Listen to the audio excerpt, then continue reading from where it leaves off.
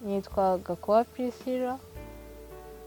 Papa navuga ko yari mu bantu bagiraga umutima mwiza, yakundaga gufasha abantu, ni nawe wagiraga isuku nyinshi. Buri gihe cyose akaza atubwira ukuntu kera yari ameze, yari umubogari ngo n'ibindi byose. Noneho akajya hari twa habitude yagiraga mu rugo, rimwe na rimwe nkajya nibaza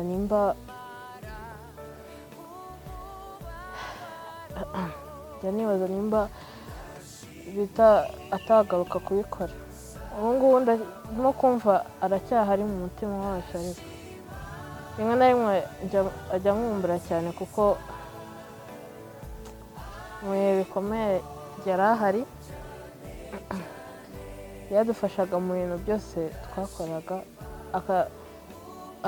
agashaka aradusengera buri gihe cyose turi mu bibazo, avuga ngo dukeneye kwakira Imana mu mutima wacu. Ngo kwanza ngo mbere yuko tumwakira mu mutima wacu, twari dukeneye kuba turi kumwe na Yesu, kumwizera n'ibindi. Papa kandi iyo ntekereza ibikorwa byose yakoze mu buzima bwiwe, birababajwe ko atashoboye kubirangiza byose, ariko ndifuza aho ariho hose ameze neza kandi akomeze ubuzima bwiwe neza. Mwiriwe, nitwa Gakuba Daniela, nkaba ndi umwana wa 4, papa wanjye akaba yitwa Gakuba Patrick. Icyo ngiye mfite cyo kuvuga ni byinshi navuga, ariko ngiye kuba ngiye kwicisha make ko ni byinshi yakoraga byiza kandi byose ndabishimiye. Icya mbere ndashima Imana kuba naramenye ababyeyi banjye babiri bombi, kandi ndashima Imana kuba yaramaye umubyeyi uzi gusenga kandi wubaha Imana, kandi akatwigisha no kwizera icyo ari cyo. Ikindi ndashimira Imana kuko yamaye umukunda, kuba ibi ngibi byarabaye hari kubw'impamvu, ntabwo twavuga ngo kweki Imana yabikoze, hari impamvu kubwa byose. Ku cya mbere ndashima ko papa ari umuntu wagiraga urukundo, kandi ahora atwitaho kandi azahora atwitaho, ibyo ndabizi. Ikindi papa akunda kureba ikintu cyiswe match, ubwo tuzaba tumwibukira kuri Liverpool, ubwo nyine ko yahoraga akina, iyo yagiraga nka Liverpool akazajya ahora nyine ayireba, ubwo natwe ndiho tuzajya tumwibukiraho. Ndashima Imana rwose ko yaramaye umubyeyi, kandi kuba yaragiye ntabwo ni ukubyakira uko bimeze. Ikindi navuga ni uko ndashimira ko nagize umubyeyi ukomeye, kuri ibi ngibi byarabaye. Kandi ikindi ndashima yuko ari umubyeyi wahaga agaciro amashuri, kuko we opportunity yagize ntabwo ari imwe nk'iyanjye nagize, kuko njyewe Imana yaranshoboje kugira ababyeyi bandihirira ishuri, kandi ndashima Imana ko yanyigishije akamaro k'ishuri. Icyo nashaka kuvuga ni icyo ngicyo. Nitwa Daniel Gakuba, umuhungu wa Gakuba Patrick. Ibintu byose umuntu tuzakumbura muri we, cyane cyane kuri njyewe, ni iminsi twaba tuvuye gusenga dutashye, juste gutya tunaniwe, tumaze umunsi dukora ibintu byinshi bitandukanye, tukicarana gusa tugatangira kuvuga kuri siporo. Fana Liverpool nk'ibisanzwe buri wese arabizi, nanjye fana Man. Tumara buri munsi njye na Mike nawe dutonganya, twumva aho tuvukana bose nawe b'abakobwa bose bajya mu cyumba birakaza, kubera ko twese twakundaga ikintu twapfa. Kandi kubana nawe buri kanya ugasanga yakiriye buri muntu wese n'umutima mwiza, ubu yabaga ari uko yakuvugisha buri wese no gufasha buri wese. So kwicara nawe gutya twaba tureba umupira yabaga ari igihe gikomeye, kubera ko niho basi twagenda tukaganira bise, kumva akaguha n'inama mu gukina cyangwa gutera blague, batangira kuburana ko nkuko nahoraga mubya Man U nayo ni ikipe irenze Liverpool, ariko yabyemera.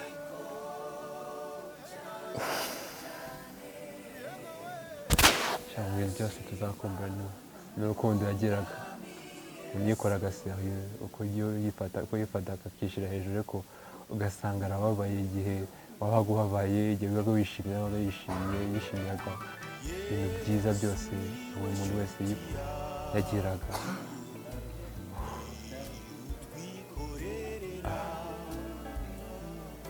Urukundo umubyeyi wa buri wese kuba wumva buri munsi buri kanya yagize akanya kumva ko ari yagize ikibazo se yabaga abura gufata telefone ngo ahamagare buri muntu wese yumve ukuntu ameze hava ngo arire yibe muri kweye n'ibintu byose.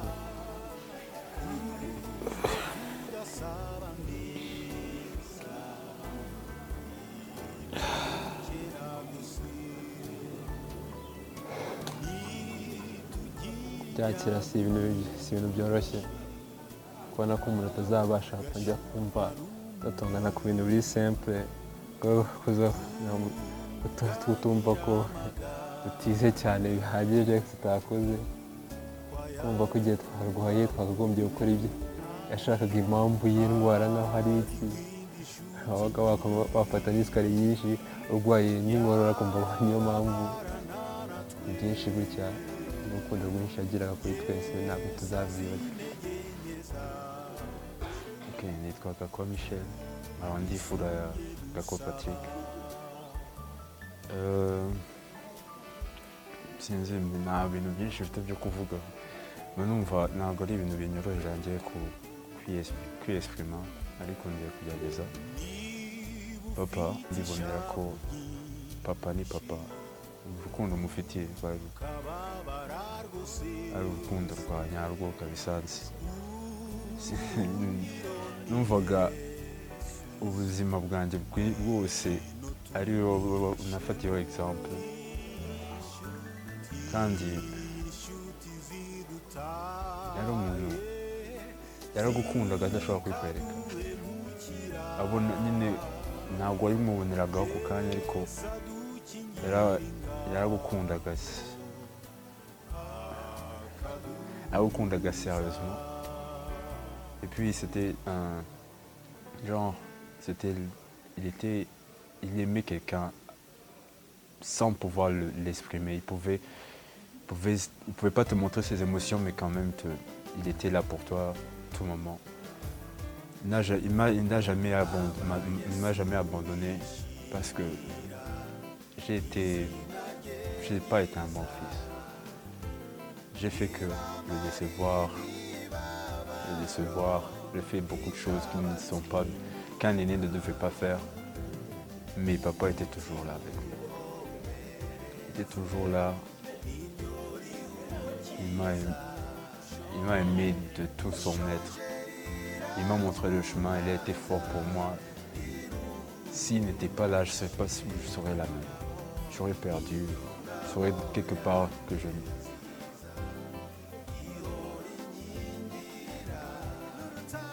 C'est mon père. J'ai beaucoup... Si je peux pas, je vais dire qu'il aimait Liverpool, je peux dire beaucoup d'autres choses, mais ce que je veux dire, c'est que c'était mon père, c'est tout ça. C'était mon père. Quelqu'un de gentil, aimé de beaucoup de personnes. Pas très social, mais gentil. Et voilà, il était gentil. Yitwa Shimwe, nitwa Bugeni Laurence, ndi umunyese wa Tonton Pat. Tonton Pat mfite byinshi yo kuvuga kuri we ariko sinzi niba nza kubishobora. Tonton Pat sinzi aho, sinzi. Tugeze mu Rwanda nkigera ino nahise njya gusura Tonton Pat we, aranyakira arishima ko naje mu Rwanda, komeza kunyereka urukundo. Tonton Pat yabonaga akahita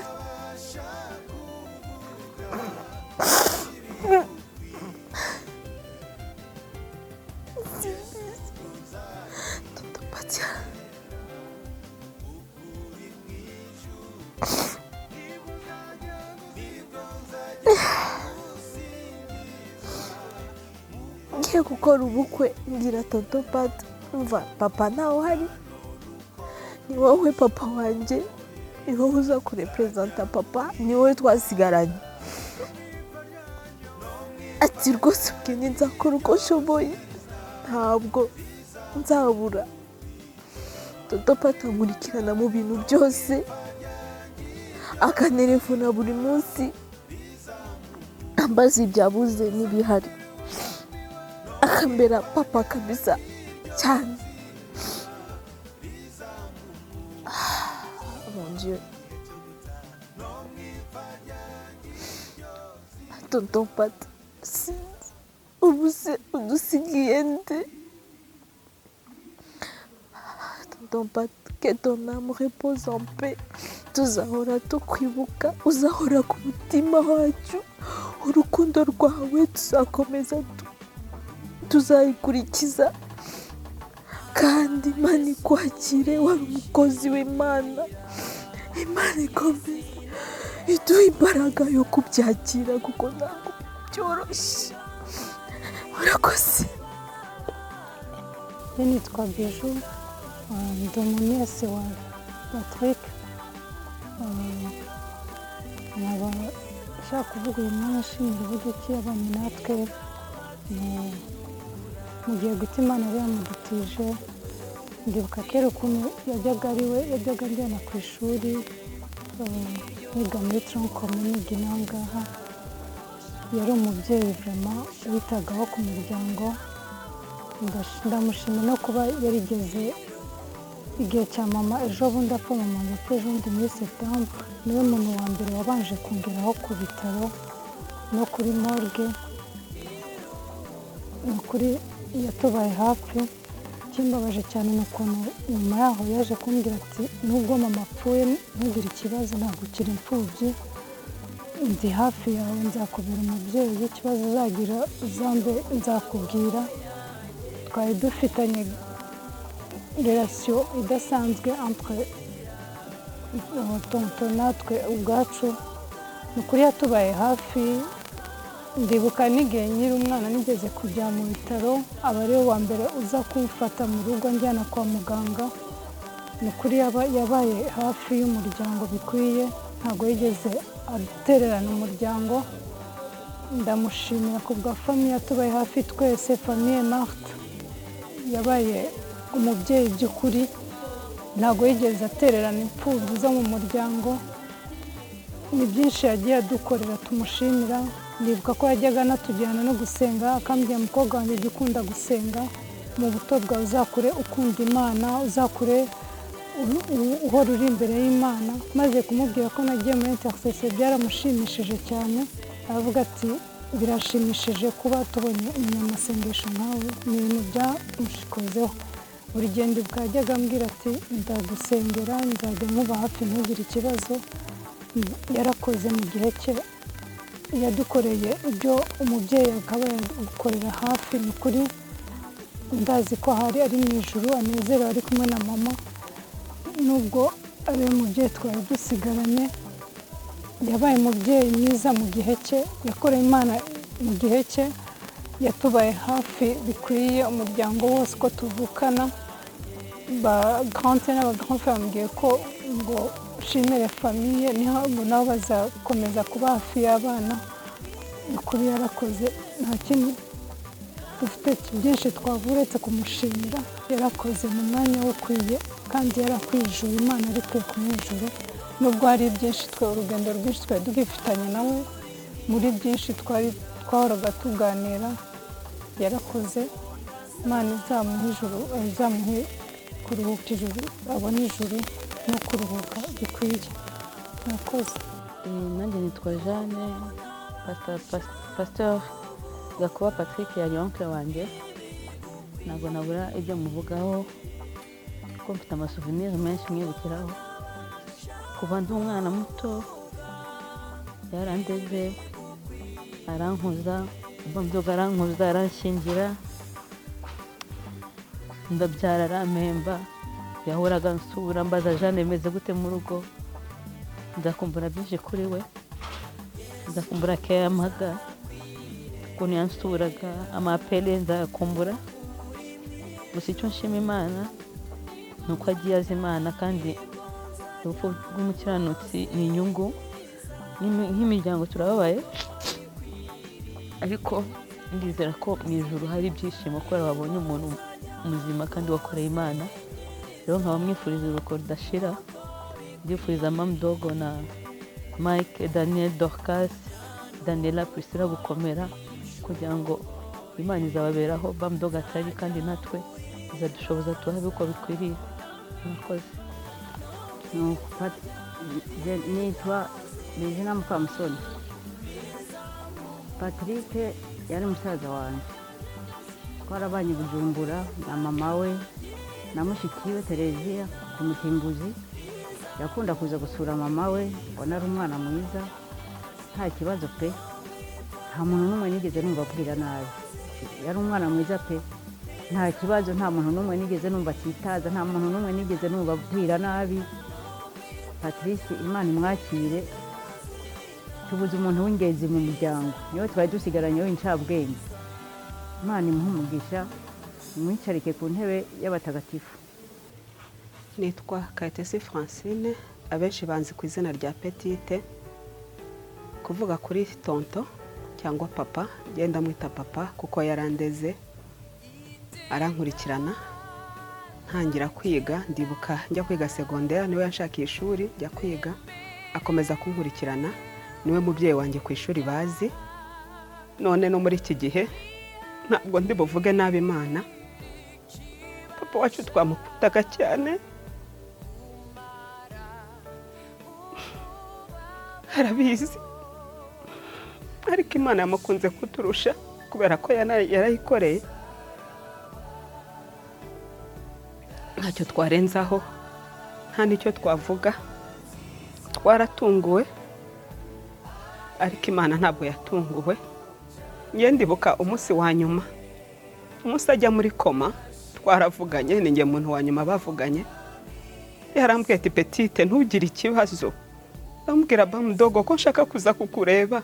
Ngo hoya, uracyafite abana batoya, ntabwo ari ngombwa. Meze neza, ndumva mu minsi iri imbere ndi buve kuri oxygene. Nyuma y'iminota nka 30 nibwo bampamagaye bambwira, grand frère yarampamagaye Gatete, arambwira ngo se wamenye ko Mam Dogo agiye muri koma? Ndavuga nti hoya, ni mu izina rya Yesu tumaze kuvugana. Ariko niryo jambo rya nyuma twavuganye, anyizeza ko agiye kuva kuri oxygene, agiye gutaha ameze neza, ngo simpangayike.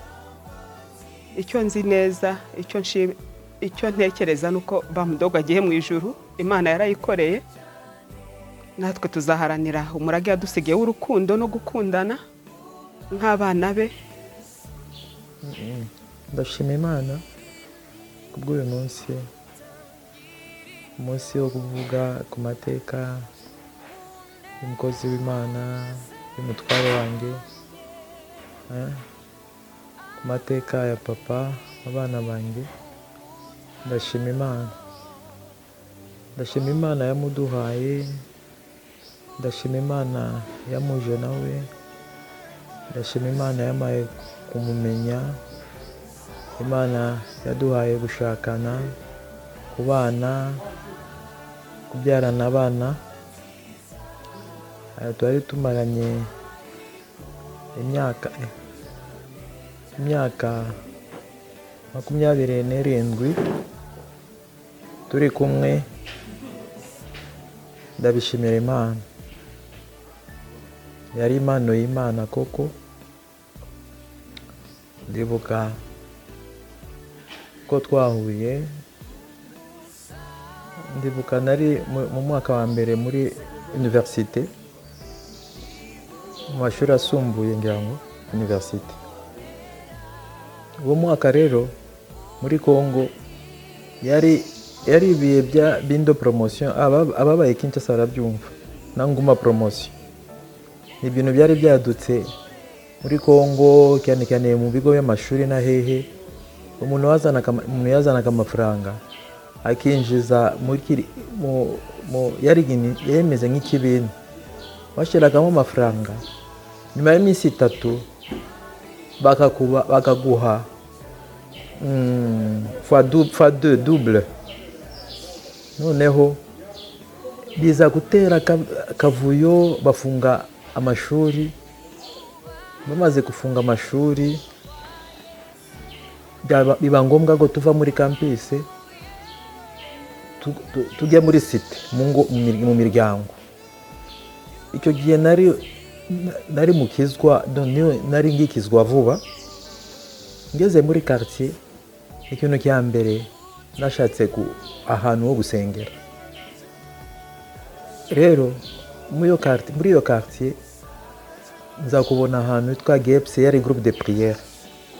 Muri iyo groupe de prière niho namenye, twahuye na Patrick, na Pastor Patrick.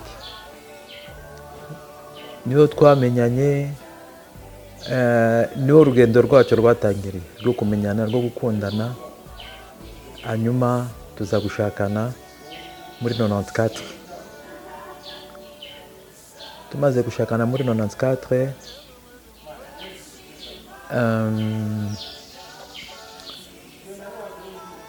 ibintu mu Rwanda birahinduka. Ibintu byabaye mu Rwanda bituma niwe wambanjirije mu Rwanda, aza mu Rwanda muri juillet je crois 94. Ngenza kuza muri janvier fin janvier 95. Agakunda rero n'Imana n'umurimo w'Imana n'abana b'Imana. Kubera ko yari imfubyi, hagiri muto, yari afite ikintu kitwa impuhwe. Patrick ntabwo yashobora kwihanganira umuntu ubabaye. Ewe nawe ubwawe mwashobora kuba mudafite n'amafaranga mufite, cyangwa se afite amafaranga make, yapfa kumva gusa ngo kanaka ya telefone nta kintu afite. Baba we ntabwo yasinziraga, isolution yagomba kuboneka. Kubera iki? Yari afite umutima w'impuhwe cyane. Twakoranye umurimo w'Imana, yarazi ikintu kindimo, yarazi ko narahamagawe n'Imana. Niba ari umuntu wari uzi kunshigikira umurimo w'Imana, ni Patrick. Yemera ko ngenda mu murimo nari nshinzwe. Hari igihe twajyaga kuri tere, tukajya mu ntara, tukajya mu cyaro, mu murimo w'Imana, agasigarana n'abana. Yarazi ko ari umuhamagaro w'Imana ku buzima bwanjye. Et puis kubera uwo muhamagaro yarawushigikiye, akansudika, akanzamura. Wabona akanshira, me mettait devant souvent. No mu murimo w'Imana Nyamata yahora akanshiramo, anyinjizamo ikintu cyo kumva ngo turabashumba uko turi babiri. Twaje hano nk'abashumba, hari igihe twicaraga twaganira ku bintu by'itorero, tukamubwira ngo yes turabashumba rwose, nyapasita ni wowe. Arambwira ngo reka twembi tworeje turi babiri hano Nyamata, twese turabashumba. Mbese akakwereka ko ite fait confiance, akansunikira umurimo w'Imana cyane. Ari igihe namusigira ku rugo, nkajya mu masengesho iminsi 40, akaguma mu bana be. Nta kintu nta kimwe cyamuhangayikishaga, ngo tuzabigenza, ngo Imana irahari izabikora. Abe mu rugo, abe mu murimo w'Imana, il aimait les histoires fignolées kandi ibintu bizima. Patrick ntabwo ari wa muntu usondeka ngo tukore ibintu kuryo kuko bya ovyo kugira ngo twikize ibiki, twirinde kudepansa. No. Ibyo ntabyo yagiraga. Yarafite ukuntu ari serieux n'Imana ye. Ndashima Imana kubwe, yarangije urugendo rwe. Ibyabaye muri byose, ndashaka kubabwira ikintu kimwe: Imana ntabwo yadutaye. Yabaye Imana muri ibi bihe bikomeye twanyuzemo. Yabaye umubyeyi, yakinze ukuboko, yaraturinze. Icyo yarakeneye cyose mu burwayi twarakibonye, suko twari dufite ibya mirenge. Ni kubera ko mu buntu bw'Imana, Imana yagurikije abantu. Wasanga ko umuntu akuganiza namenye ibyawe, reba kuri momo ukibaza uyu muntu yanekerejeho gute. Ibyo byose ni kubera Imana. Twabonye ubuntu bw'Imana muri ibi bihe bw'uburwayi bwe, twabonye imbabazi z'Imana ku buzima bwacu.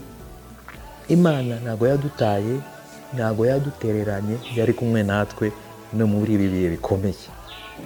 Ndabizi neza, nashidikanya na gatoya, no mu bihe biri imbere izakomeza ibane natwe. Ndashaka gushimira rero abantu. Mbere na mbere ndashimira Imana yabanye natwe. Ni papa ntago Imana yacu ntabwo ari indangare, ntabwo yarangaye, ntabwo bayicitse, ntabwo yatunguwe. Nubwo ntabwo twari kumwe na Patrick muri ibi biburwaye bwe, yari kumwe n'Imana ye, ntabwo yari kure ye, kuko tuzi ko ihorana natwe, ni isezerano. Icya kabiri, ndashimira ababyeyi bacu, dadi na mami, batubaye hafi muri ibi bihe, batubaza amakuru, badukorera icyo umubyeyi yakorera umwana we ari mu bibazo. Arasenga, ku rundi ruhande baradushigikiye mu buryo bwose bushoboka kugira ngo bibiye tubitambukemo neza. Badusengera, baduhamagara, bamuankuraja nawe, bamusengera kuri telefone, baratwitayeho. Ababyeyi bacu ndashimira umuryango wa Patrick, batubaye hafi muri ibi bihe. Ntabwo nigeze numva ndi jyenyine, mwambere umuryango kandi muzakomeza kumbera umuryango, ndabazi muri mfura. Abandi ndashimira itorero, mwatubaye hafi. RC Nyamata, mwatubaye hafi. Ndashimira abaturanyi banjye, mwatubaye hafi, muri kubabona hano bari gukora ibitangaza gusa. Ndashimira famiye yanjye, nubwo bari kure, baransengeraga, bakamamagara, bakankomeza.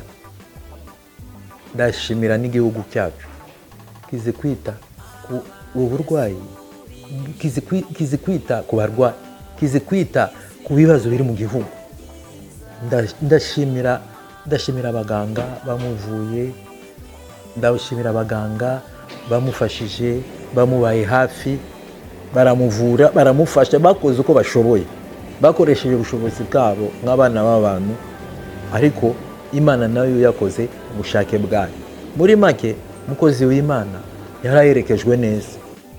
Ngiye gusoza bwa nyuma, ndashimira abana banjye. Muri ibi bihe ntabwo nari jyenyine, twarahagararanye nk'umuryango.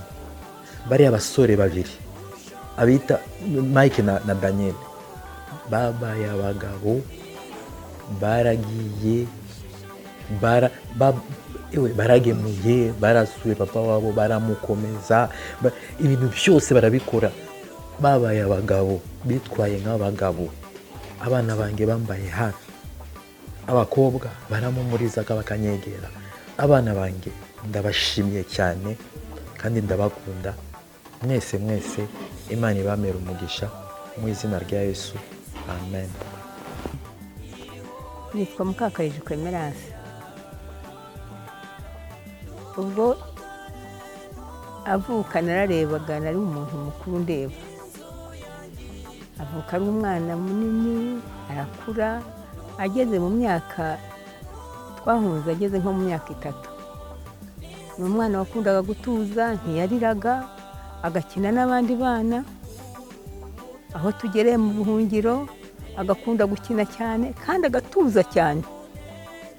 Yari igituza, mbese twajyaga tumwita ngo ni igituza kubera guceceka kwe. Ubwo ntitwagumye ku bana, baza kujya ahantu hitwa Umushiha, njye nguma i Bukavu. Nubwo twaganiraga, yambwiraga amagambo make cyane, ntabwo yagiraga amagambo menshi. Ubwo aragenda, twongeye guhurira nanone mu Rwanda ejo bundi tugarutse, avuye i Lubumbashi nanjye mvuye i Bukavu, abambi Kinshasa nanjye mvuye i Bukavu. Tugeze ino turongera turahura, akansura, nkamusura, akemera akariha itike, adafite n'imodoka. Icyo gihe yari ataragira imodoka, akaza kunsura mu Bugesera. Nanjye nkava mu Bugesera nkaza kumusura hano i Kigali. Tubana gutyo mu bwo buryo, nta n'ijambo ribi nigeze mwumvaho za kurwaza mukuru we turi kumwe turamurwaza atugwaho arapfa nawe arataha nuko tubana gutyo nawe ntabwo yigeze mbona afite amanyanga nk'abandi bana cyangwa nk'iyindi miryango ngo agire amanyanga mu muryango. Nibyo muziho rwose nta bindi nashobora kuvuga. nitwa Ripo, izina rya data na mama nitwa Ngabo y'Ibwami, abavukaga hariya muri Cyangugu ahantu bita Mwito, kuko nitwo twavukiye twe. Muri 59 havuka ibibazo, iwacu barahunga, bateye intambara itangiye, papa arahunga ajya hakurya, nyuma njya mukurikiye ariko dusigara turi abana 5, kandi nawe na mukuru wanjye n'abana banjye, hari umukobwa unkurikira akurikirwa n'uriya Patrice Nkuba, ubundi bamwitaga Kuba ariko ubundi izina rye bwite ni Nkuba. Kugeza umwanya yari atuye aha ngaha, narwaraga ntaryame, narwaza umwana ntaryame, umugenzi wacu uwo ari we wese urwaye ugasanga afite umutima wo kwihutira kumusura no kumureba. Ubundi tubaho noneho muri maze icyumweru mvuye ndaza amusanga turaganira, aramperekeza tugerana hariya hepfo, ndamutse amwe ati taha ariko nyabureka jya wirinda abantu leta n'igisoro ukunda jya ukivamo, ntacyo uno munsi wageze ntacyo utangiye, ngo n'Imana irafashwa. Yego basi ngagenda ngeze mu rugo kuko maze icyumweru gishize tuvugana, ariko noneho ararwara, noneho ku buryo twanavuganye ari kwa muganga, bakambije ko ari kwa muganga yanga yuko naza. Ubu bwacyaga umugore ageze aho arambwira ati ati mukuru wawe ari kwa muganga, yambaye murumuna wawe wihute wazanyaruke ugereyo. Rero ko ndamuhamagara agiye kumbwira, arambwira ati ntabwo bishoboka. Yambwiye inshuro izi 3 zose ambuza. Bukeye ejo bundi ngiye kumva numva barambwiye ngo umuntu ngo arapfuye ntibuke. Ku cyumweru ngeze mu muryango w'urusengero, basi fata inzira ndahaza mpashyitse, muza nuko umuntu bamusohoye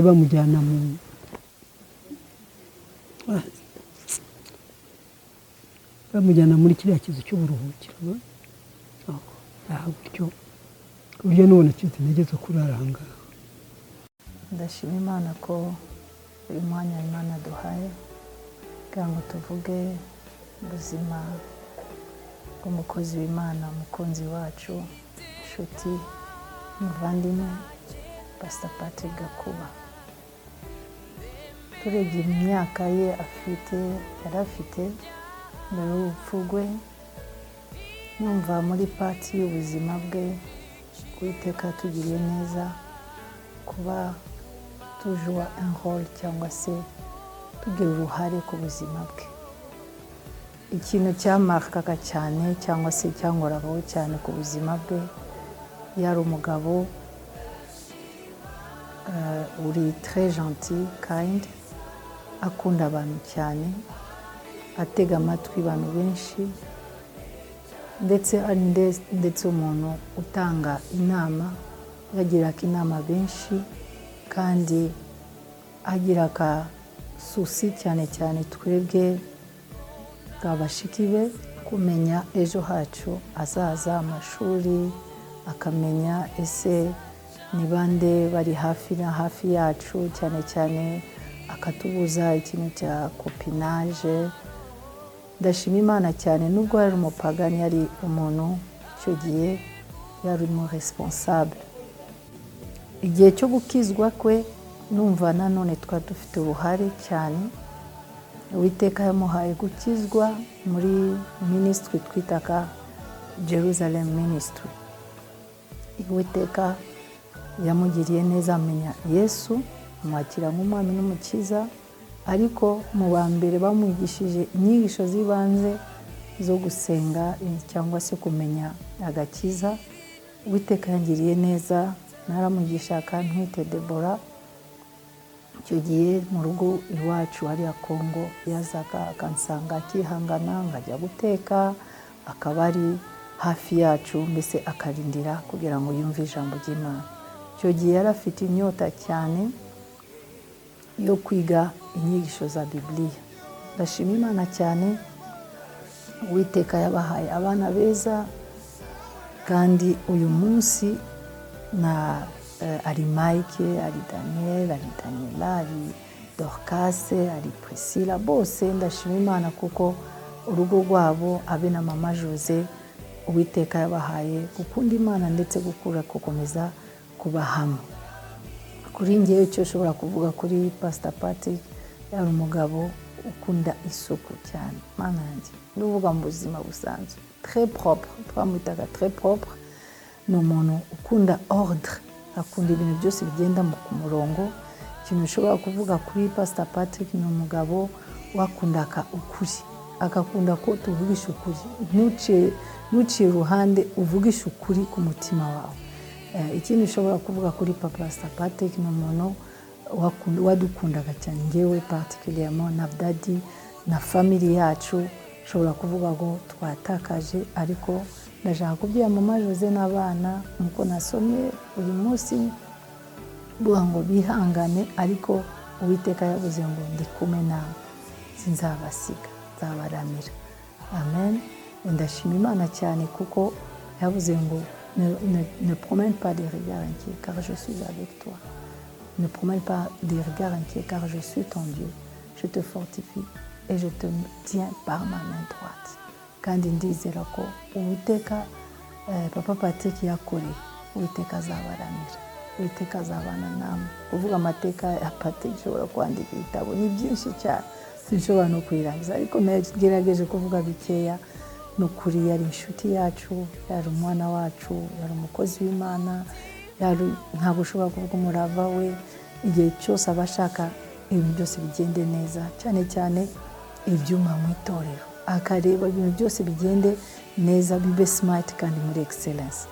Imana imuha udashira, kandi turizera ko tuzabonana nawe amaso ku yandi mu bwami bw'ijuru. Imana ibaho umugisha cyane. Muvandimwe umukozi w'Imana Gakuba Patrick Josias, niko kabyiniro twaramuhaye.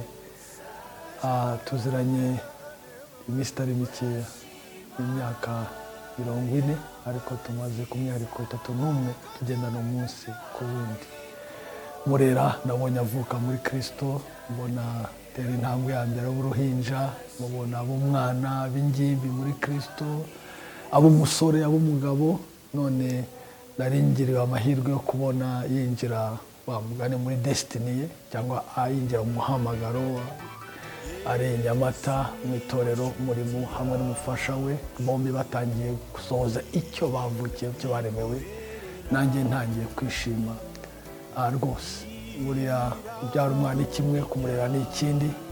Ubona yiga akarangiza, igihe agiye mu kazi, ubona agiye gushaka, agiye kubaka, niho mu byavuga ati nanjye ntangiye kunezerwa kubona naramaze gusoza gufasha uyu mwana kwinjira mu cyo yaremewe. Rero nari ngeze aho hantu ndasenyutse, ntabwo binyoroheye cyane kuko hari seri bavukanye be bakirijwe hafi rimwe umwaka umwe mu bihe bitandukanye. Navuga Habimana Bosco watashye yayoboraga Kimisagara, na Bishop David Mutabazi wa Goma wari amacacacu kuri Goma, na Patrick bari seri imwe, navuga gutyo. Rero mu mvugo wenda yoroshye navuga ko banciye ukuboko cyangwa se banciye amaboko, cyangwa se gutaha kw'abo bantu ari ugusenyuka kutoroshye. Gusa ndashimana ko Bibiliya ivuga ko niyo igiti cyacibwa mugani hari ibyiringiro ko cyashibuka.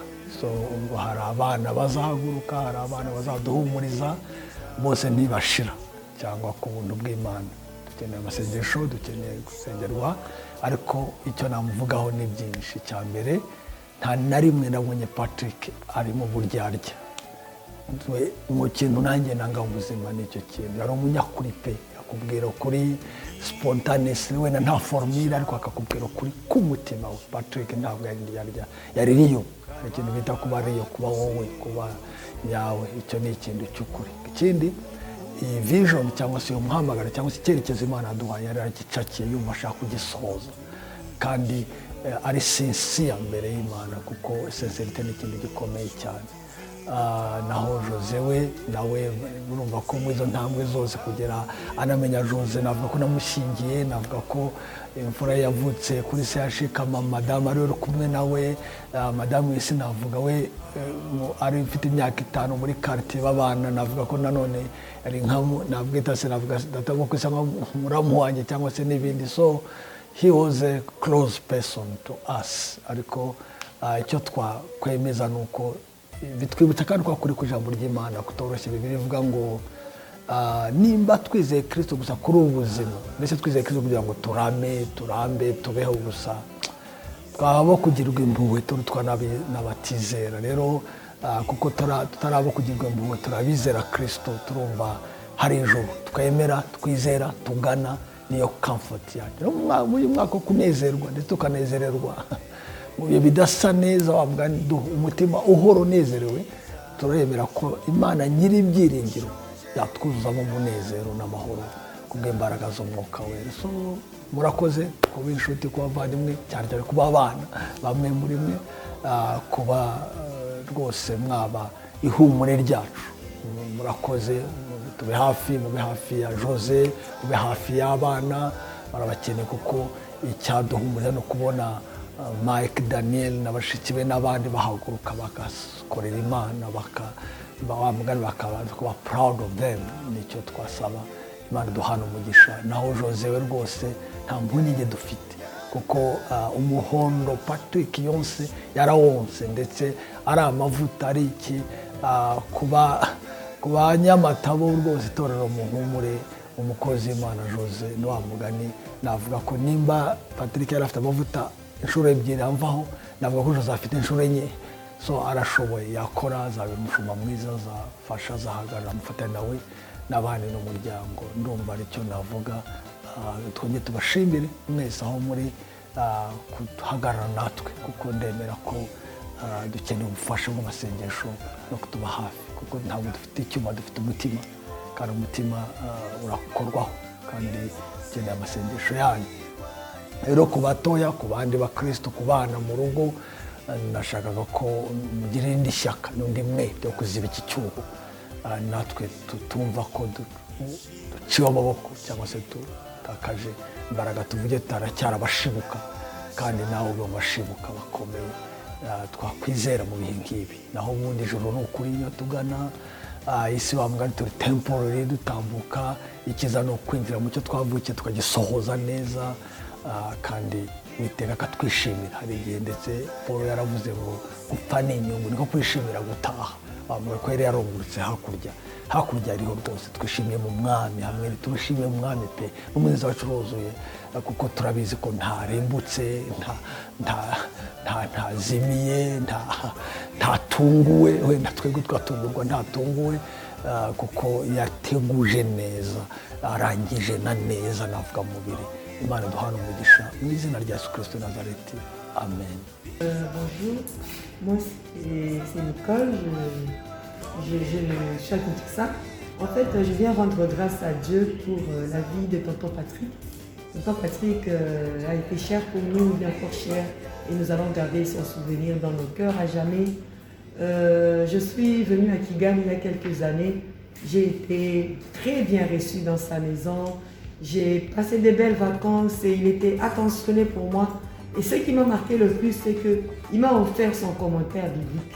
Il a compris qu'en moi, il y avait quelque chose de Dieu. Et il fallait qu'il participe un peu à ce que ses talents puissent éclore. Il m'a offert son commentaire biblique. C'était un document dont lui-même avait besoin. Mais par amour, comme étant un homme de grand cœur, il m'a cédé ça. C'est un acte que je n'oublierai jamais, que je garde en moi.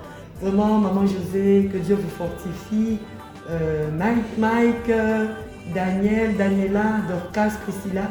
Nous sommes de cœur, que le Seigneur vous fortifie. Je sais que le Dieu que tonton Patrick a longtemps servi ne peut pas vous laisser tomber, se souviendra de vous. Que Dieu vous fortifie, que Dieu bénisse. Je sais que maman Josée, tu n'es pas seule. Nous ne sommes pas là, mais spirituellement, nous sommes là, nous sommes de cœur. Mais je sais que tu es là, tu as ta grande famille, tu as ERC, tu as Daddy, tu as Mamie, et toutes les mamans qui sont à côté de toi, maman Fina, maman Agnès, que Dieu vous bénisse. Je sais que l'église de Nyamata est là, vraiment que Dieu vous bénisse. Nous sommes de cœur, maman Josée, sois forte, tu es de ton côté, que Dieu vous bénisse. Je ne suis pas restée longtemps avec Patrick, mais il y a une année, je ne sais même pas c'est en quelle année, je me suis rendue à Kigali. Je suis restée 1 mois dans leur maison. Et tout ce que j'ai pu dire, c'est un homme gentil, calme, attentionné. Je suis passé vraiment, j'ai passé de bons moments dans leur foyer pendant tout ce mois. Après cela, Patrick était venu nous rendre visite à Kinshasa lors du mariage de ma fille. Nous sommes restés ensemble, nous avons passé des moments agréables, de rire, de partage. En tout cas, ça s'est bien passé. Mais une chose que j'ai remarqué, c'est que il prend les choses de Dieu au sérieux. On peut dire que c'est tout à fait normal vu son engagement dans l'église. Patrick a été ordonné pasteur d'une paroisse. Patrick a compris que quand on a une responsabilité dans les choses de Dieu, on doit placer la prière en premier lieu dans sa vie. Je l'avais remarqué les jours où ils ont voyagé avec sa femme de Kigali jusqu'à Kinshasa. C'était son jour de jeûne. Patrick n'a rien pris, même dans l'avion, rien, tout ce qu'on a présenté, il n'a rien pris.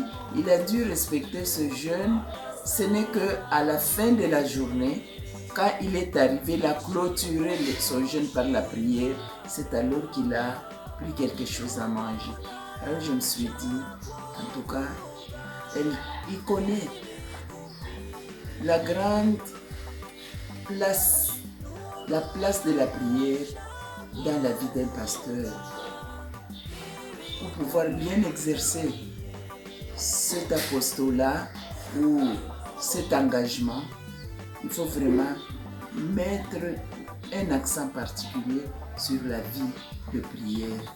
Et sa femme de Kigali jusqu'à Kinshasa, c'était son jour de jeûne. Patrick n'a rien pris, même dans l'avion, rien, tout ce qu'on a présenté, il n'a rien pris. Il a dû respecter ce jeûne. Ce n'est qu'à la fin de la journée, quand il est arrivé, il a clôturé son jeûne par la prière. C'est alors qu'il a pris quelque chose à manger. Alors je me suis dit, en tout cas, il connaît la grande place, la place de la prière dans la vie d'un pasteur. Pour pouvoir bien exercer cet apostolat ou cet engagement, il faut vraiment mettre un accent particulier sur la vie de prière. Et ça m'a vraiment touché et je loue Dieu pour ça. Je bénis Dieu pour cela. Tu sais, tout ce que ma femme vient de dire, je confirme. Je n'ai pas connu Patrick, je n'ai pas vécu avec lui. Mais une semaine que nous avons passée ensemble à Kinshasa, Patrick, c'était un type extraordinaire. Et ce qui m'a frappé chez Patrick, c'est le fait de mettre l'autre avant toute chose. Regarder l'intérêt de l'autre. Servir l'autre. Ça m'a fort remarqué chez Patrick. Chaque fois qu'il faisait quelque chose, il voyait d'abord quel est ton intérêt à toi, pas son intérêt à lui. Quel est ton intérêt à toi? Et toutes les qualités que Patrick avait, quand on l'a ordonné, je me suis dit oui, c'est vrai. Tout ce qu'il avait comme qualité là-bas, c'était les qualités de quelqu'un qui a un Dieu. Parce que sans Dieu, tu ne peux pas faire ça. Patrick a représenté pour moi l'amour et amour. Amour envers son Dieu et amour envers son prochain. Patrick a vécu l'évangile. Il a mis en pratique tout ce que l'évangile lui dit. Ça, c'est Patrick. Fantastique. Toujours calme. Toujours souriant. Qu'il y ait des problèmes ou pas, il avait sa façon à lui de régler ses problèmes. En tout cas, qui se repose en paix. Oui, je ne sais pas en ce jour. Qu'est-ce que nous pouvons dire encore une fois? Parce que du vivant de Patrick, il a marqué ma vie. Il a marqué ma vie par son humilité. Il a marqué ma vie par son sens de vivre dans la famille. Parce que quand il est venu dans ma maison, ma sœur, il est venu prendre en mariage ma sœur. Je l'ai accepté et il s'est introduit dans la famille. Et pour moi, Patrice était considéré comme mon fils. Vraiment mon fils. Avec tous les conseils que je lui donnais, il suivait ses conseils. Quand bien même à un certain moment, vous sentez que ça n'allait pas. Mais chaque fois que je lui en parlais ou je l'approchais pour lui donner des conseils, il était là. Il était là pour accepter et mettre en pratique les conseils que je lui donnais. C'est pourquoi pour moi, je le considère comme mon fils. Et la dernière fois, quand il est venu, après 25 ans, il est arrivé et je ne voulais pas qu'il passe pour aller à la maison, mais je voulais le voir. J'étais au bureau. Et quand je suis descendue pour qu'on puisse le voir en bas, nous avons même fait de l'embouteillage. Parce que pour moi, je venais de retrouver mon fils, qui après des années, 25 années, je retrouvais mon fils. Et je sais, il m'a dit, pourquoi maman, tu ne veux pas venir nous voir? Moi, j'ai dit que cette fois-ci, je vais me faire violence pour que je vienne vous voir, toi avec les enfants. En tout cas, pour moi, je viens de perdre un fils. Vous savez, pour une maman, avec tant de filles, mais perdre un fils, c'est très douloureux.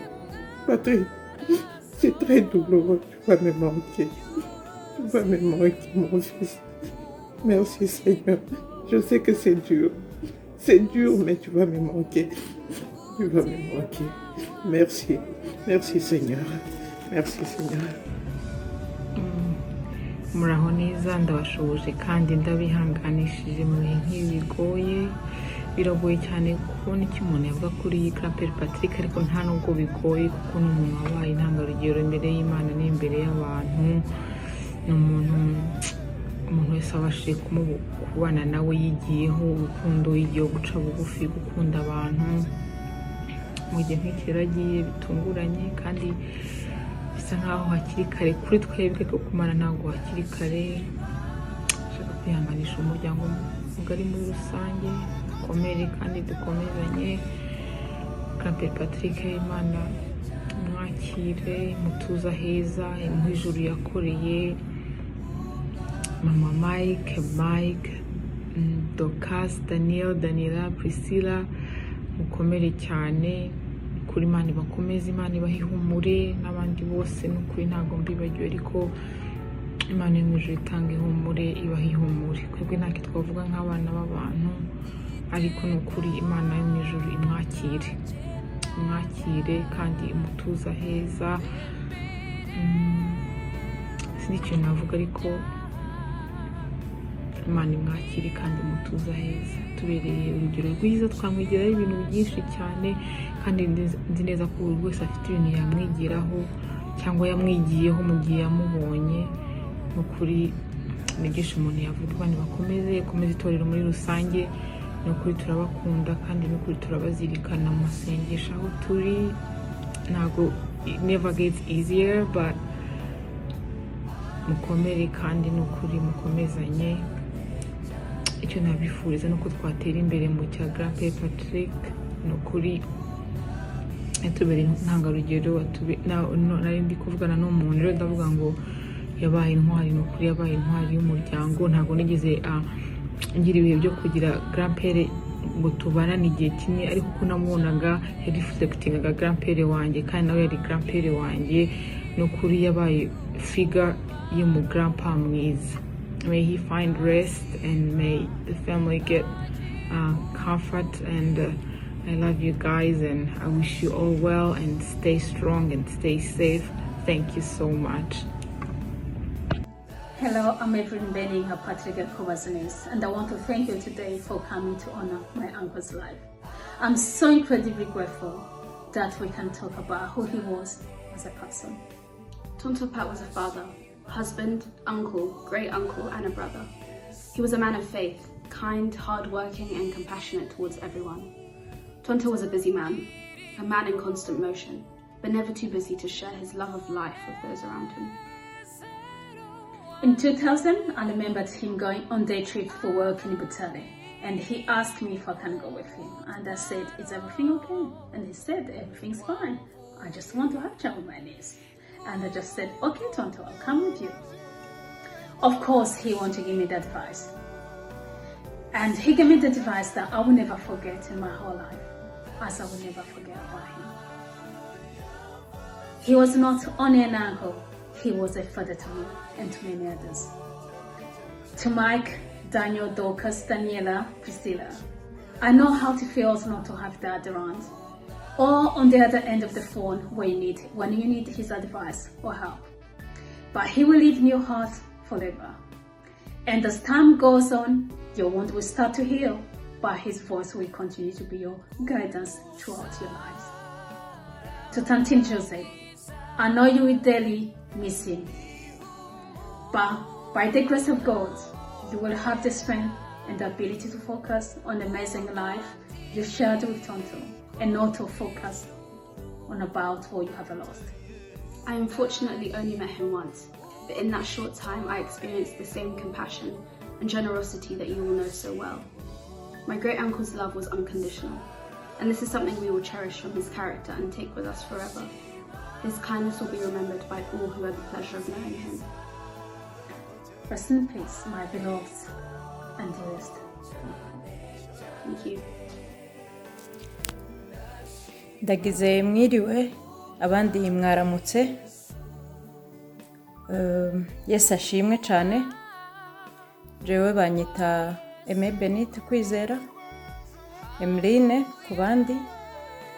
Nagomba nanje mvuge kukungene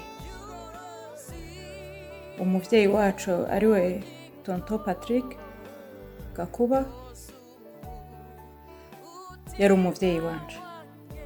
Bamwe bati umuvyeyi wawe gute? Yari musaza wa mama wanje. Mama wanje aheruka kwitaba Imana muri Septembre. Murumva ko nta gihe cari bwahere, naho nyene twari turi kumwe.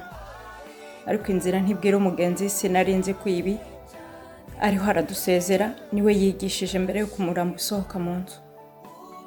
Nagomba mbabwire ukungene ndamuzi, yari imfura. Guhera igihe imiryango isubiye kubonanira, bamwe ngira barabyibuka nka Petite dusubiye guhura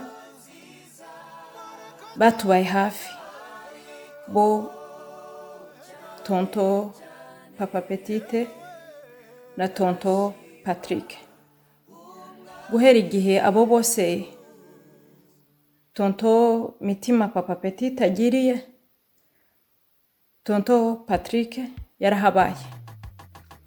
Ndabyibuka igihe nari ngiye gukora ubukwe, nari mpangayitse, mama arambwira ati wihangayika, ndacafise abantu, ndacafise basaza banje banshigikiye bamfashe mu mugongo.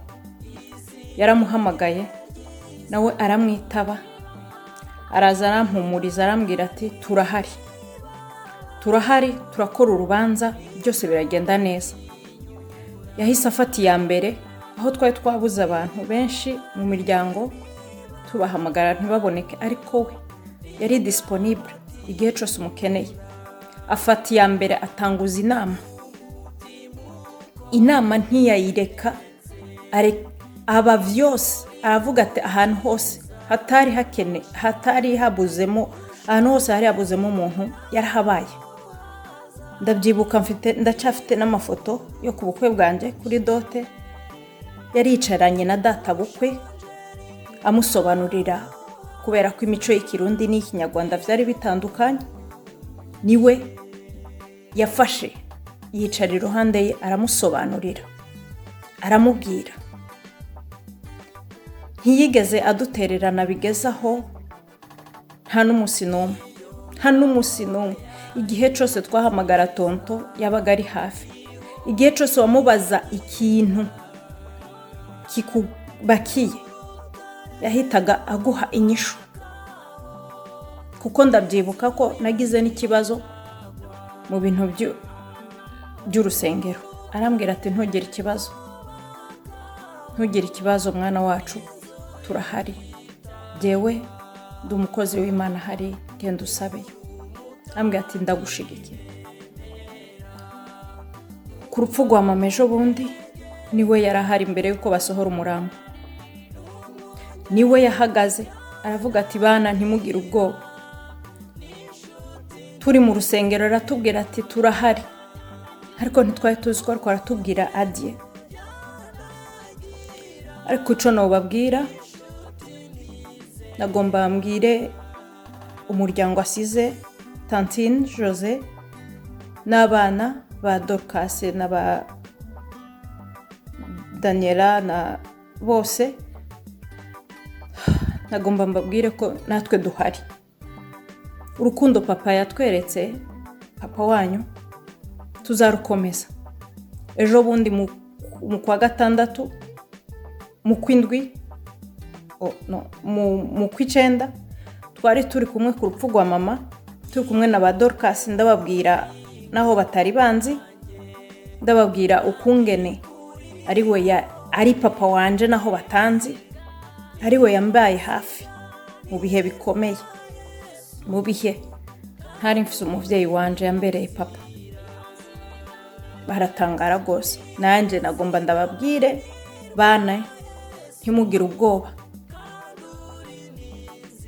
Yesu akoze ibi arabizi. Natwe tukiriho tuzabaguma hafi. Igihe muzadukenera cose muze mutubwire, muze muduhamagare. Tuzakora uko Uwiteka azoba dushoboje. Murakoze. Yesu abakomeze kandi abaha imbaraga zidasanzwe. Ndabizi ko bitoroshe, ntitubashije kuhashika. Mu kw'icenda twari turaho tubura mushikiwe. N'ubu vuba twagombaga kugaruka. Mu kwa gatanu yari kuba ari muri gahunda y'iwacu nyene. Ariko nakomeje nsenga mbwira Imana guhera amenya kugwara kwe. Mbwira Imana ndayibutsa ibikorwa bye. Ariko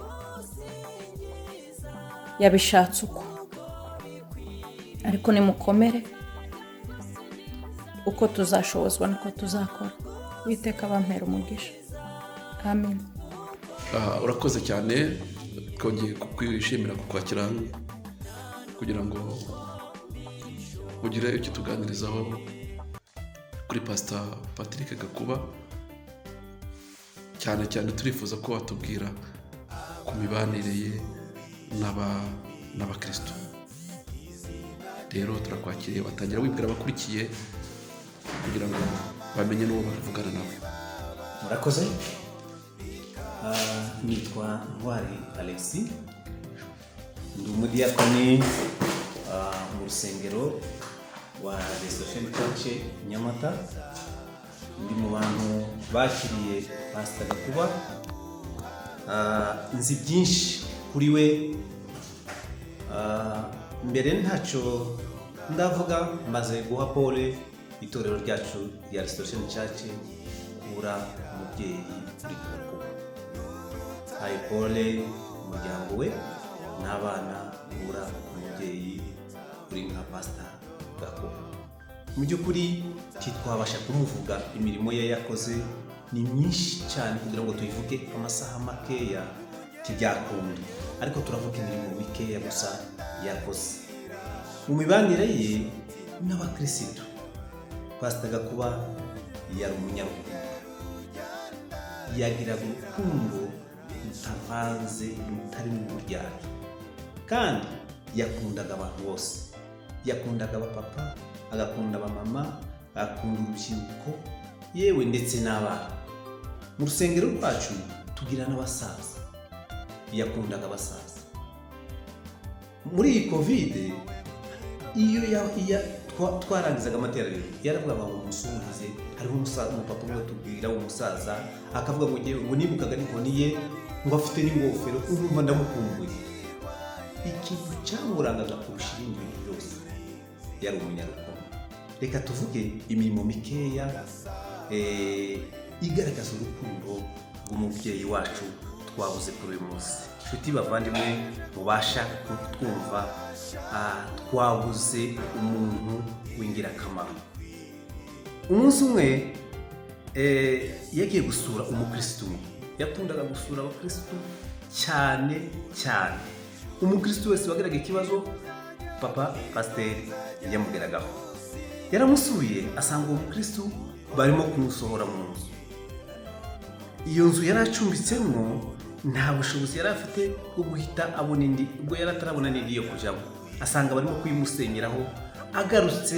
Yagarutse afite agahinda kenshi kuko yakundaga abantu kandi yagiraga n'impuhwe nyinshi. Ashitse ahita akoresha inama y'itorero rya Restoration Church Nyamata ribasha kubakira uwo mukristo. Uyu munsi ari mu nzu kubera pastor wacu. Urukundo yagiraga, impuhwe yagiraga, nizo zatumye uwo mukristo abona hato. Turabimushimiye mu by'ukuri ku mirimo yiwe ikomeye. Ikindi gitangaje, iyo yumvaga ko umukristo yapfushije cyangwa se yarwaye, hano ntitwabasha kuvuga abantu bose yasuye, ariko hariho umumama umwe wagiye i Kanombe inshuro ziri hafi zigera kuri 6. Yashyaga kugera i Kanombe agasanga pasiteri yahageze aje kumusura. Mu by'ukuri urukundo yagiraga ntabwo ari uburyarya, ntabwo ari uko yarangije. Abantu dukunda kuvuga iyo abantu barangije tukabavuga imirimo myiza. Iyi ntabwo ari imirimo duhimba, ni imirimo myiza twabonanye pastor wacu. Ikindi kigaragaza urukundo pasiteri yagiraga, njyewe yarantangaje umugabo, icyakora uwo dukunda niwe n'Imana ikunda. Ni umugabo witwa Pastor yasimbuye Segahoro wayoboraga Restoration Church Nyamata. Yarasezeye ajya muri indi torero, ariko Pastor yavuye hano yaramusuraga, yamubaza uko ameze ubuzima bwe bwa buri munsi, baraganiraga buri munsi, yamugishaga inama. Ubundi umuntu usa n'usimbuye abasa nk'ari nka mukeba, akenshi abantu ntibavugana, ariko mu by'ukuri kugeza n'ubarangije bari bafitanye gahunda yo kuja kumusura. Yaramusuraga akamuvugisha, akamwegera. Icumi kigaragaza urukundo pasiteri wacu yagize. Mu by'ukuri tubuze umugabo w'intwari. Ikindi kigaragaza urukundo rwa pasiteri, pasiteri yakundaga abakristo. Abo basaza nari mvuze mbere basengera muri uru rusengero, iyo bazaga gusenga akenshi mu by'ukuri pasiteri yafataga tike buri munsi agafata tike abo basaza bazaga gusenga, baramukundaga nawe akabakunda. Ikindi nkundira pasiteri namukundiraga, yari umugabo utagira amatiku. Murabizi ko akenshi abantu benshi ni abantu bagira amatiku. Iyo bumvaga utujambo, uyu mukristo akamuzanira utujambo, uyu mukristo akamuzanira utujambo, tushobora kuyobora abantu barenga 50 ijana ngo uburemwo bene abo bantu. Ariko kubera ko iwe nta matiku yakundaga, abantu bahise bayacikaho bose. N'ubu itorero ryacu ni itorero ritagira amatiku. Nta muntu wamuzaniraga amatiku ngo uvuge undi muntu, yangaga umuntu uvuga undi muntu, kuko we icyamugaragaza yari urukundo kandi yakundaga abantu bose. Icyo nacyo ndakimushimira mu ndangagaciro yagiraga. Yari umugabo ukunda ukuri, yari umugabo udakunda amanyanga. Ikindi navuga kuri pasiteri wacu ni gitangaje yakoze ni muri iki gihe cya covid. Igihe cya covid pasiteri yaragiye, sinzi niba yaratanze amafaranga yiwe, nimba yarakuye amafaranga ye, yarahashe ahaha ibyo kurya, azasitoka ku rusengero, hari ibishyimbo, hariho za kawunga. Umukristo wese yahamagara, yari yarafite itimu y'abantu 3 bari bafite amafaranga bakagira ibiryo, agahamagara akavuga ngo ntihagire umuntu ugira ikibazo. Mu by'ukuri ndatekereza ko sinzi niba hari urundi rusengero rw'Inyamata bagaburiye abakristo. Mu by'ukuri yarabahamagara akababwira ngo murebe ntihagire umukristo ubura, ntihagire umukristo ubura.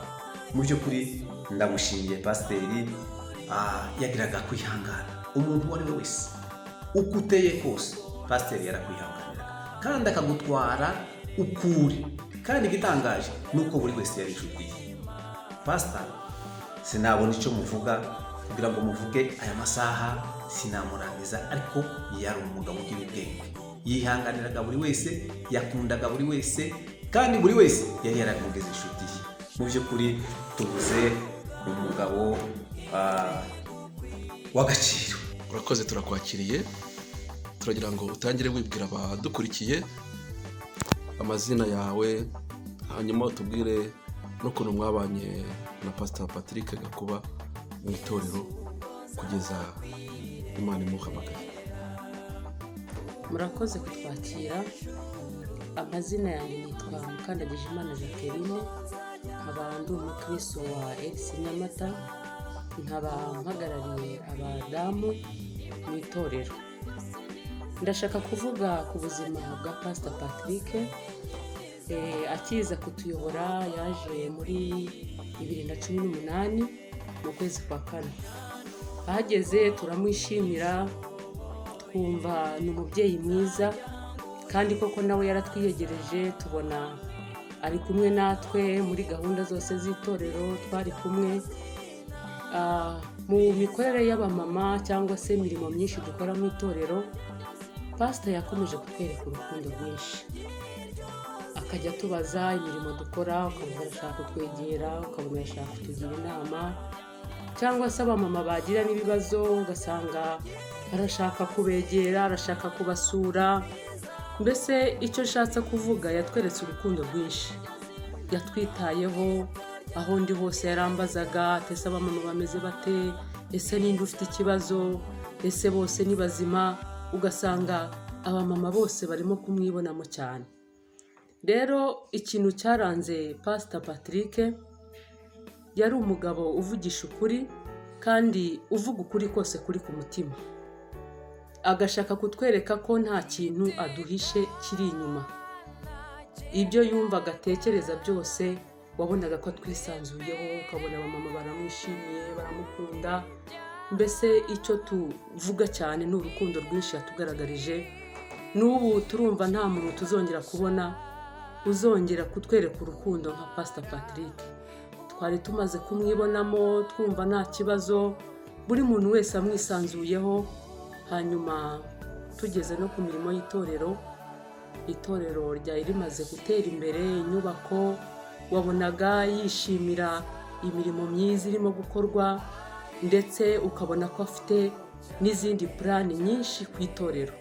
Kugeza ubu ngubu ngira ngo nubwo yagiye tutari duherukanye, ariko yari afite ibintu byinshi ku itorero ashaka kongeraho kugira ngo ubuzima bw'itorero bugende neza.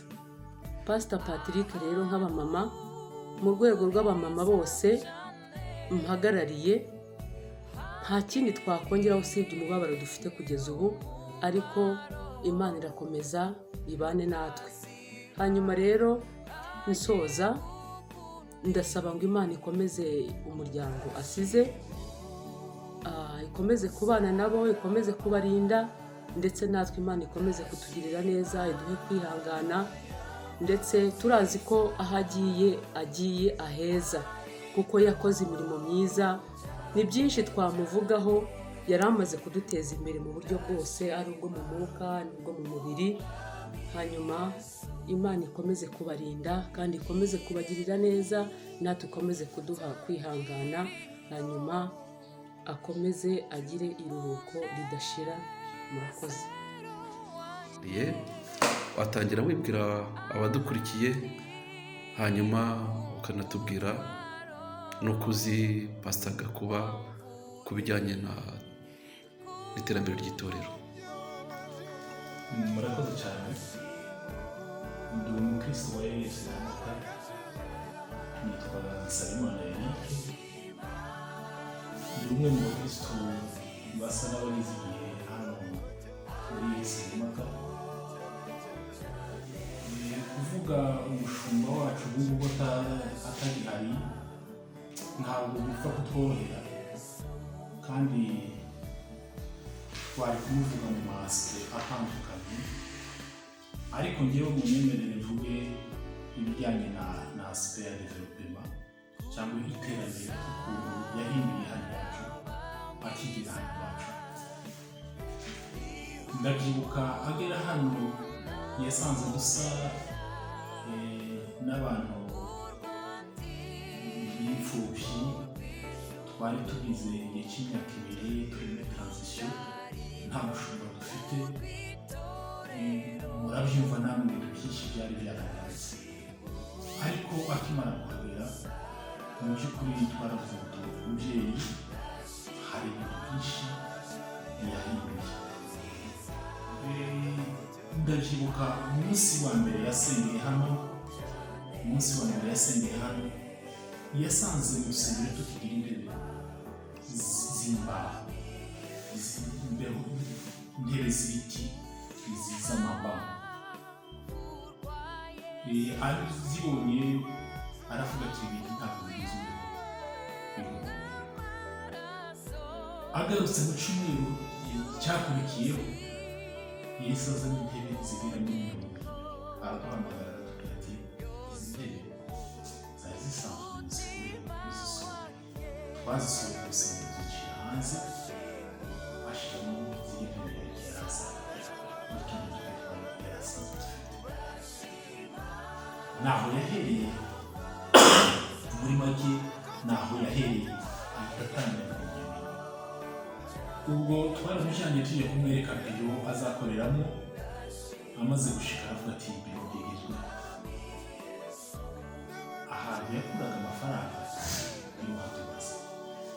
Birashoboka ko yakoraga aho yakomangaga, yarazi ikomaga ibintu, kandi icyo bamugeneye akakizana ku itorero akagikora ku itorero. Biro yarayihinduye mu buryo bugaragara, ashyiramo parafo, nta parafo yabagamo, arahindura biro yose. Twari dufite amameza n'ibindi n'intebe byose arahindura, ararizana biro mu buryo we ubigeramo ukabona n'ibiro idateye isoni. Hanyuma arangije gukora biro, nibwo yahamagaje inama y'itorero, arafata itorero tugomba turayisana. Ndibuka inama ya mbere tuyikora twavuze ko tugomba guhindura igisenge gusa, ariko aragenda agarutse aratubwira ati tugomba no kongera tukongera gusengera. Urusengero twari dufite rwari rutoya, ushobora kwakira abantu. Hanyuma se iyo urebye mu buryo mwifuzaga gusana urusengero n'uburyo n'icyo yashatse ko twongeraho ubushobozi mwabukuye hehe nimwe bwavemo gusa cyangwa hari n'ahandi mwabukuye? Mu by'ukuri ndabyibuka iyo dukoresheje fundraising tugerageza gutanga amafaranga ariko turubaka tugejeje hagati y'amafaranga asa naho adushiranye kandi ibikorwa bigihari byo gukora. Ndabyibuka yaraje aratubwira ngo hari umuntu wamuhaye ikibanza kugira ngo azubake inzu yiwe hano mu Bugesera azaturemo, ariko aravuga ngo ntiyakubaka inzu yiwe atarabanza kurangiza iby'urusengero. Cya kibanza akizana akitanga mu rusengero. Ndabyibuka tukigurisha, duhamagaye inama y'itorero turakigurisha, ya mafaranga yose araza niyo yadufashije kubaka urusengero kugeza mu buzima. Hari n'ikindi nari nibagiwe, ndibuka yasanze dufite keyboard zisanzwe n'amabafure, twagiraga bafure zibiri. Ndabyibuka ukuntu yagiye ku cyumweru dusanga birahindura,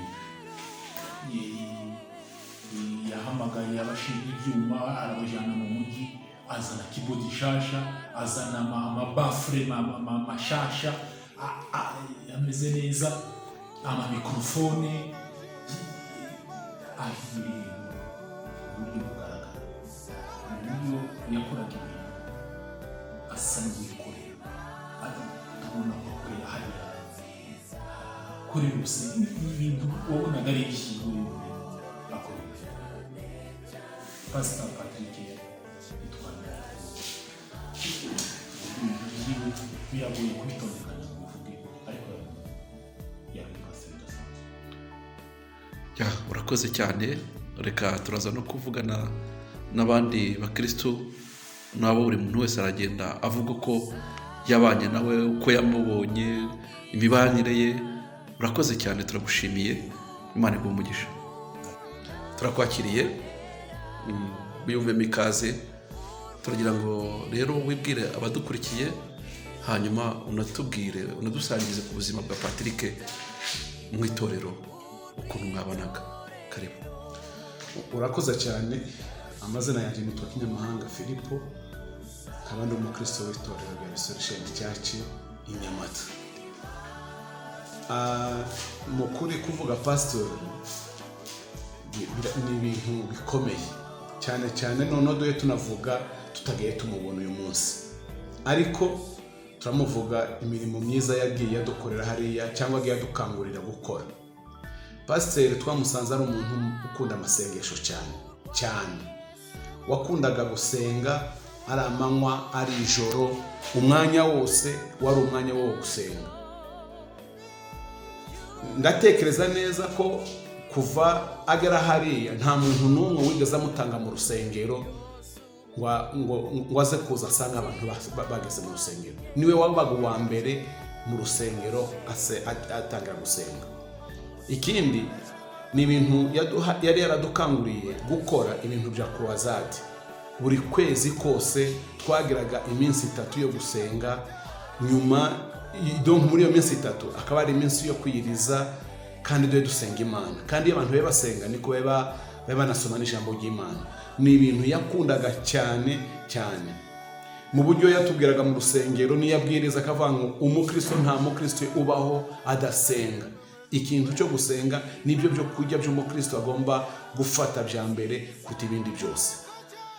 Pasiteri Gakuba yari umuntu wasengeshaga abantu mu byiciro.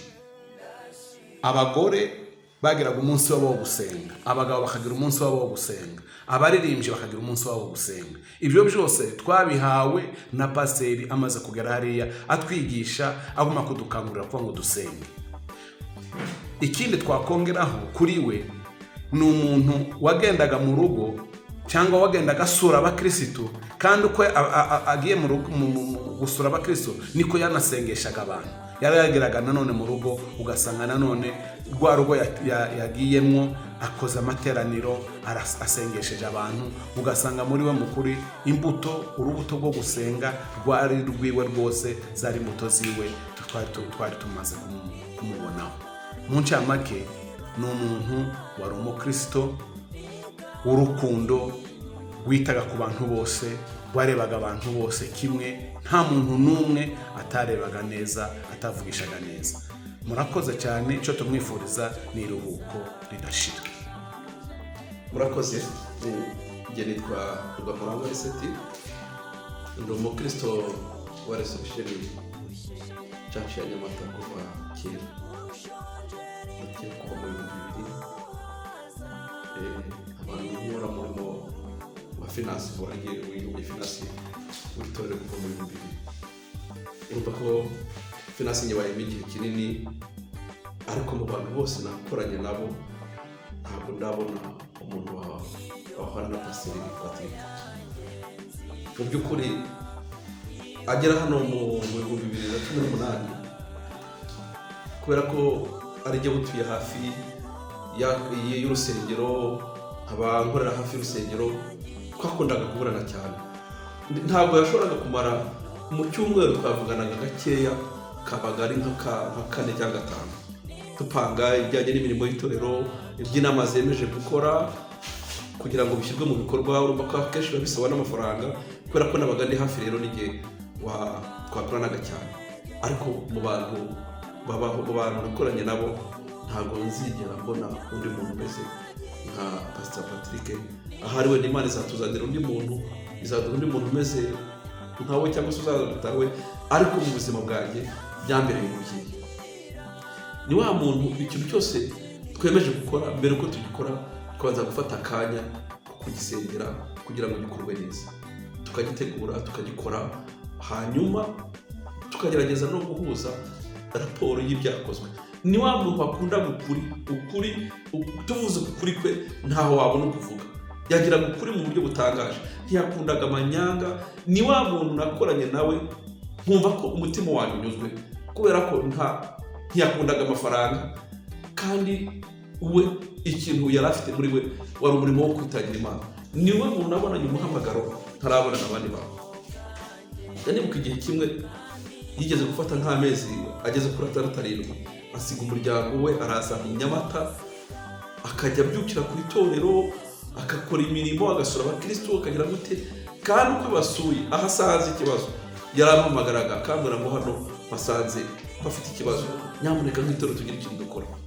Rero ni umubyeyi wagiraga urukundo, akagira amarangamutima muri we adasanzwe, ku buryo yakoreshaga amafaranga y'itorero yashira agakora no kuye. Mbese muri make umutungo w'itorero utabaye hafi ngo ububwire ko hari n'ibindi biteganyijwe gukorwa, cyari kuwumarira ku bakristo, kubera ko yagiraga urukundo cyane. Yari umuntu witanga, yari umuntu ugira ishyaka ry'umurimo w'Imana. Njya nibuka ukuntu bamuhaye ikibazo cyo kubakamo inzu ye, yarangiza akagitanga ngo tukigurishe twubake itorero. Sinzi ni bakeya, simpamya ko byagera kuri pourcentage zirenze 5% ku bantu batekereza n'icyo kintu. Ariko yitangiye itorero, atanga ubuzima bwe, atanga umutungo we ku bwacu. Ntabwo tuzigera tumwibagirwa. Kumubura, kubivuga gutya adahari, ni ibintu bitarimo binyura umutima wawe. Kumvaga ko arabimubwiraga, ariko no kubivuga nanone nawe mubimenye ko yari umubyeyi wacu, twaramwakiriye umutima, yaramaze kwagura ibitekerezo byacu, yari afite viziyo y'itorero ndende, ariko Imana yo yabonye ko imukunze kuturusha, iramutwara. None Imana imuhe iruhuko ryiza, kandi afashe n'umuryango asize, kandi natwe Imana iduhe kwihangana muri aya makuba turimo. Murakoze.